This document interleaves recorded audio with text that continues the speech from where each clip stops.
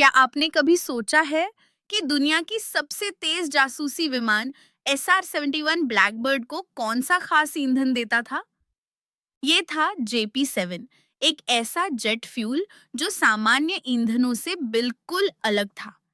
JP-7 कोई आम ईंधन नहीं था, बल्कि इसे खास मिश्रण से बनाया गया था, जिसमें बेहद कम वाष्पशील तत्व होते थे। इसका फ्लैश पॉइंट बहुत ऊंचा था, जिससे यह अत्यधिक गर्मी में भी आसानी से जलता नहीं था। क्यों?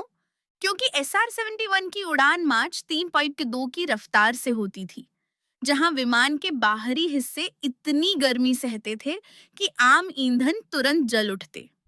JP-7 न केवल ईंधन था, बल्कि विमान के इंजन और अन्य हिस्सों को ठंडा रखने वाला कूलेंट भी था। लेकिन अगर JP-7 इतना स्थिर था, तो इंजन कैसे जलते थे? इसके लिए इस्तेमाल होता था ट्राइएथिल बोरेन (TEB), जो हवा से संपर्क में आते ही जल उठता था और JP-7 को जलाने में मदद करता था। SR-71 के पास TEB की सीमित मात्रा होती थी, इसीलिए इंजनों को स्टार्ट करने के लिए इसका सावधानी से इस्तेमाल करना पड़ता था। JP-7 में फ्लोरोकार्बन, ऑक्सीकरण एजेंट और एक खास केसियम युक्त यौगिक भी शामिल था, जो विमान के इंजन के धुएं को रडार और इंफ्रारेड से छुपाता था। इस ईंधन की खासियत थी कि यह 30 डिग्री सेल्सियस से लेकर बहुत ऊंची तापमान तक काम कर सकता था, जो उड़ान के दौरान जरूरी था। क्या आप जानते हैं कि SR-71 उड़ान के दौरान प्रति घंटे लगभग 16,000 से 20,000 किलो JP-7 ईंधन खर्च करता था?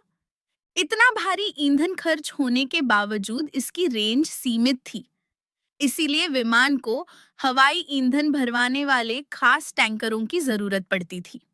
तो ये था JP-7, वो खास ईंधन जिसने SR-71 ब्लैकबर्ड को आसमान की तेजी से परे उड़ान भरने में मदद की और जो अपने आप में एक वैज्ञानिक और तकनीकी चमत्कार था।